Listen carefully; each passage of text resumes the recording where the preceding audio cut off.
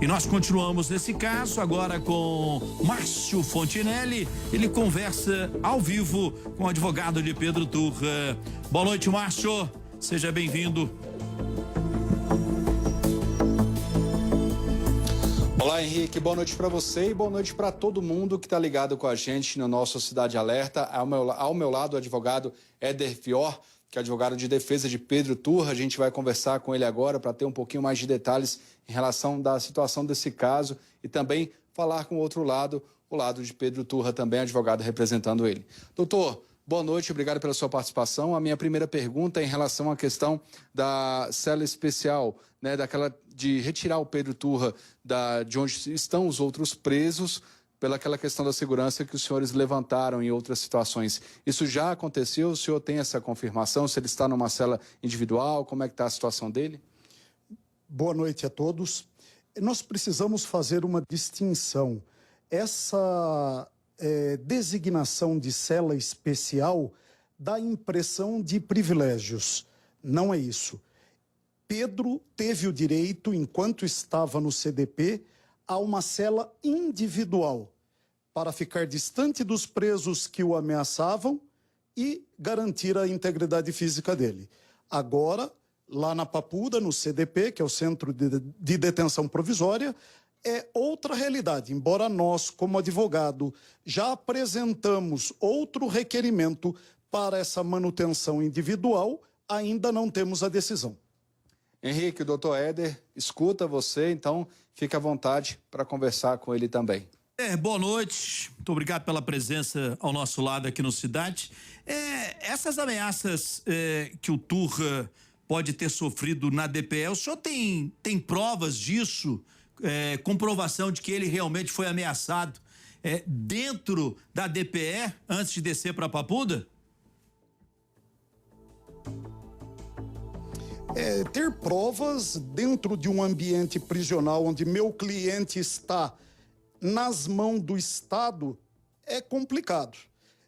O que eu tenho é, em entrevista com meu cliente, a informação de que isso aconteceu e depois, na audiência de custódia, ele traz a descrição do policial que proferiu essas ameaças a ele, do agente penal que fez essas ameaças, bem como dos demais presos, o que diziam para ele ali no transporte e dentro do ambiente. Isso foi suficiente para que a juíza determinasse a apuração. Então é agora que nós vamos descobrir se há efetivamente provas dessa alegação ou não. Mas inicialmente isso deve ser levado em consideração e a justiça precisa trabalhar pela integridade física dele. Qual é a sua linha de defesa, doutor, com relação à defesa do Pedro Turra a partir de agora, com novas denúncias, com novos casos aparecendo do comportamento violento de Pedro Turra na rua? Henrique, é muito cedo para nós falarmos de tese de defesa. O que eu posso afirmar a você é que o Pedro não saiu de casa para brigar. Não saiu de casa para lesionar gravemente absolutamente ninguém. E acontecendo essa briga que foi muito bem descrita, apresentada aí na reportagem, acabou acontecendo uma fatalidade. Uma fatalidade que acontece todos os dias nos campos de futebol, que acontece todos os dias na nossa sociedade, mas que lamentavelmente foi esse encontro entre o Pedro e o adolescente. É lamentável. Agora, a defesa trabalha efetivamente com aquilo que aconteceu. E aquilo que aconteceu, segundo a lei, é que o Pedro efetivamente não desejou o resultado. Trocaram socos, uma briga, é lamentável. Eu trabalhava com um juiz na Bahia que dizia que a juventude é um mal que só o tempo cura. E é isso. Lamentavelmente, a nossa juventude está complicada. Mas o que houve foi uma briga. Queremos crer que a justiça trabalhe dentro da legalidade e mantenha a lesão corporal de natureza grave. E aí nós temos de natureza grave depois que a gente observar efetivamente o laudo pericial, porque até aqui não existe processo, não existe tese de defesa. Até aqui nós estamos trabalhando em cima de garantias legais, constitucionais. Mas o delegado responsável pelo caso já traça um perfil de sociopata para Pedro Turra, devido às novas denúncias, não é? Ele vai elencando, então, as novas denúncias até chegar a essa briga em frente a um condomínio em Vicente Pires. O que o senhor tem a dizer sobre isso? Sobre o seu cliente? Um perfil de sociopata? Aí eu vou parafrasear o Romário, né? Quando falava a respeito do grande craque Pelé. O delegado de boca fechada é um poeta. Ele deveria cuidar da investigação, porque todos os dias negros, periféricos, crimes terríveis acontecem e eu não vejo essa classificação. Delegado de polícia, que eu saiba, não tem qualificação em psiquiatria para determinar, para classificar que uma pessoa, nesse caso o meu cliente, seja um sociopata. Isso me causa até perplexidade e a gente tá rebatendo esse aspecto, porque a polícia não deve fazer esse tipo de especulação. Isso inflama a sociedade e o que era para trazer paz para que o judiciário possa decidir isso com isenção, traz um clamor público que massacra uma pessoa que no futuro pode ser considerada inocente ou ter uma pena branda. Imagine que se for mantido o tipo penal agora, e nós cremos que isso acontecerá, o resultado da pena nem dá reclusão. Então é um absurdo que o Pedro esteja cumprindo uma pena antecipada em função dessa opinião pública inflamada, inclusive pela polícia, que tem comportamentos como esse que o senhor disse, sem qualificação técnica. Mas, doutor Ederson, não concorda que o comportamento do seu cliente é um comportamento extremamente violento por um jovem? E as imagens mostram isso, né? No trânsito, uma questão, ele dá um tapa na cara de um senhor, com uma colega que sai com ele para se divertir, ele a obriga a ingerir bebida alcoólica. O comportamento desse jovem é um comportamento estranho, o senhor não concorda, não?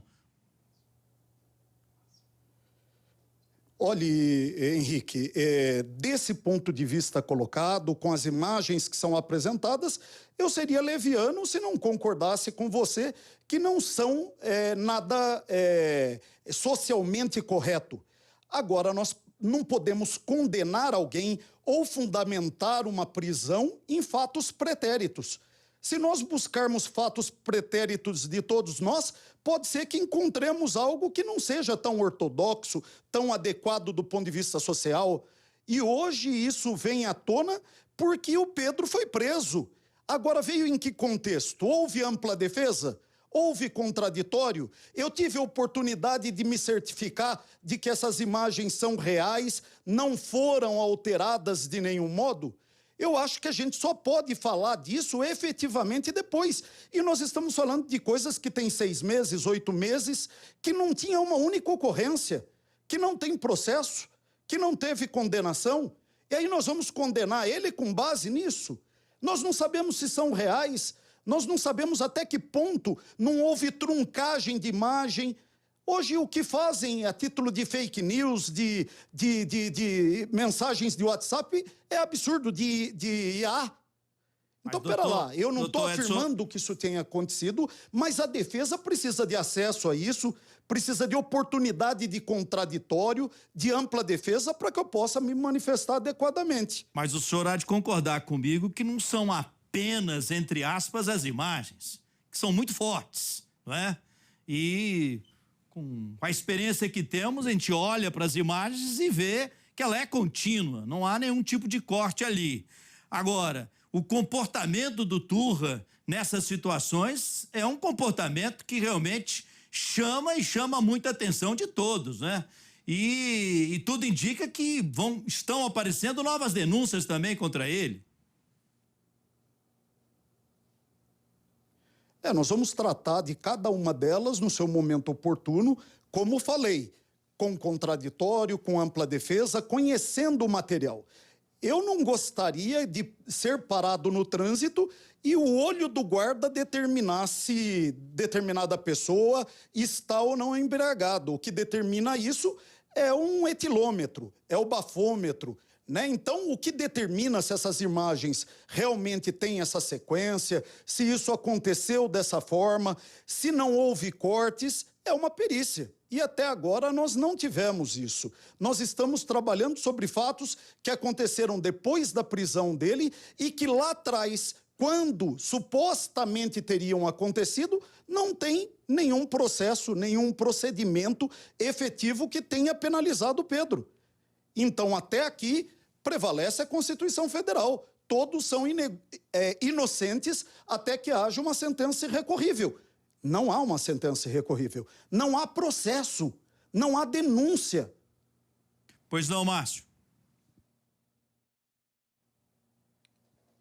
Doutor, o senhor esteve com Pedro Turra. A gente está aqui falando, o senhor está se posicionando como defesa dele, mas eu queria que o senhor falasse, se o senhor puder, é claro, o que ele falou para o senhor, como que ele justificou talvez o que teria acontecido no dia em relação ao adolescente e se ele se manifestou em relação às outras denúncias. O que ele disse diretamente para o senhor? Não, eu respeito profundamente a sua pergunta, muito bem elaborada, mas a entrevista reservada entre o advogado e o cliente não pode ser divulgada dessa forma. Eu tenho minhas limitações. Agora, obviamente que o Pedro está abalado psicologicamente, absurdo, que ele nunca desejou esse resultado, que efetivamente foi uma briga em que houve troca de socos dos dois lados e que, lamentavelmente, aconteceu essa fatalidade. Não desejava que aquele carro estivesse ali atrás, que a direção, que a dinâmica, que os socos acontecessem, que acontecesse isso. Nós não sabemos, inclusive, se esse jovem, lamentavelmente, já não tinha uma predisposição. Nós temos que trabalhar com um monte de provas. Nós temos que trabalhar com perícia médica, com uma série de situações. O Pedro está psicologicamente profundamente abalado, consternado, solidário a essa situação e pedindo a Deus que esse jovem sobreviva sem sequelas. Pedro sofre com essa situação. Ele não desejou esse resultado. Éder, no primeiro momento, primeiro depoimento que ele deu à Polícia Civil, não foi isso que nós percebemos nas respostas à delegada que fez essas perguntas a ele de tudo como tinha acontecido. Como o senhor bem sabe, a experiência que o senhor tem, o corpo fala, não é? E o corpo dele não pedia nem perdão naquele momento. Depois, me parece claro, orientado pelos advogados que tem, ele pede desculpa. Mas naquele primeiro momento, ele não demonstra nenhum tipo de sentimento. Ele conta a história, olha, aconteceu isso, ao falar, não está ainda bem clara a história do chiclete, né? Se foi um chiclete, se foi um cuspe. Isso ainda não ficou muito claro, como tudo aconteceu ali na frente daquele condomínio. Mas o corpo do Pedro não pedia desculpa em nenhum momento naquele depoimento, o primeiro à polícia. Depois, ele pede desculpas e diz que está orando pelo adolescente. Henrique, eu tenho que respeitar a sua opinião. Você é um jornalista experientíssimo, né? Eu não estava presente nesse primeiro depoimento e tampouco orientei meu cliente àquele pedido de desculpas. Eu fui contratado quando da segunda prisão. Então, não posso falar por aquele momento.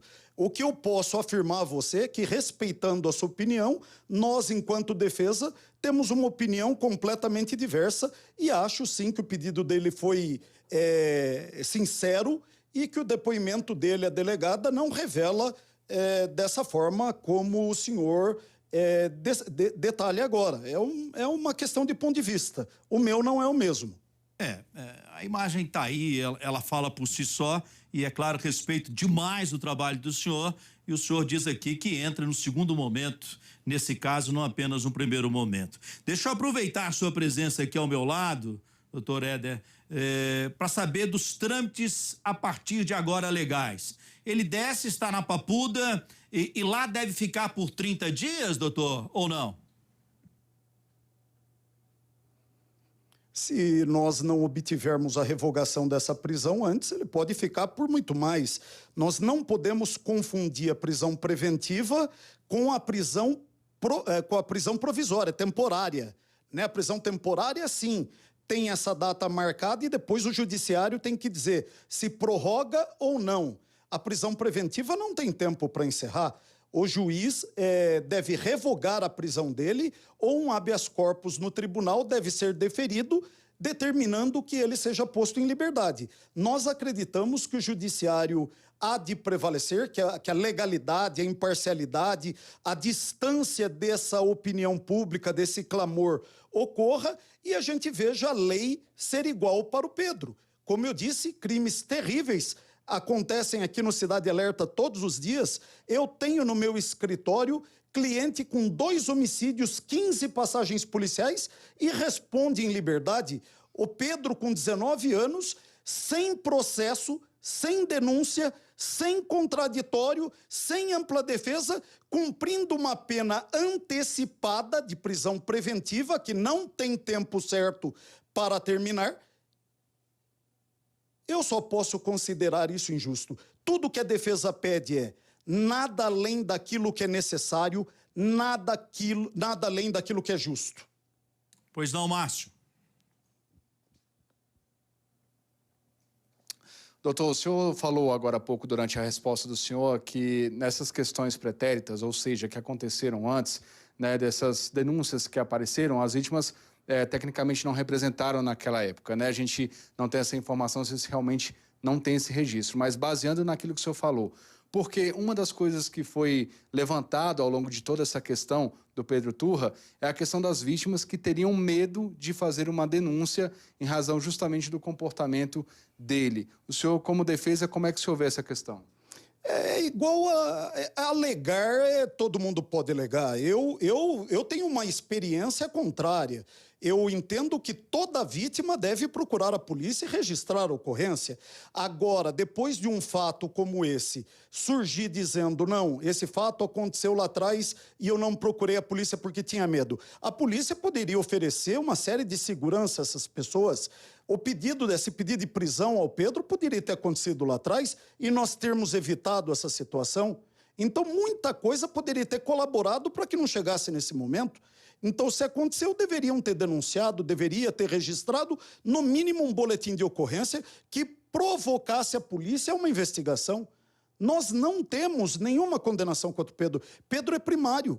Nós podemos aqui, lá na frente, aliás, no final desse processo, dizer que o Pedro não tinha bons antecedentes, mas ele tem primariedade, ele tem endereço fixo, ele estava dentro de casa, ele não fugiu, o passaporte dele poderia ser apreendido, uma série de medidas cautelares poderiam ser adotadas, tornozeleira, prisão domiciliar. Agora, você colocar um jovem com 19 anos na cadeia por casos pretéritos que não foram investigados ainda, que não se estabeleceu o contraditório, é por demais demasiado, é absurdo. Nós não podemos concordar com isso do ponto de vista da lei. De vingança, de vindita, é da sociedade. Agora, o judiciário não pode ser vingança. O judiciário tem que ser lei. Henrique? Weber, muito obrigado pela sua presença ao nosso lado aqui no Cidade. Vamos continuar acompanhando passo a passo esse caso e é evidente, sempre ouvindo todos os lados. Alegria em recebê-lo aqui para estar ao nosso lado, trazendo o esclarecimento da defesa nesse caso do Pedro Turra. Muito obrigado pela sua presença. Muito obrigado, Márcio. E olha, quero aproveitar esse espaço aqui, doutor Pablo, delegado de polícia responsável por esse caso, foi citado pelo doutor Éder e o espaço do Cidade Alerta está aberto para que ele possa também falar de por que ele definiu durante esse inquérito o Pedro Turra com um perfil sociopata. Perfil esse que o advogado que nós acabamos de entrevistar ao vivo no nosso programa disse não concordar. Então o espaço está totalmente aberto para o delegado Pablo Aguiar se pronunciar.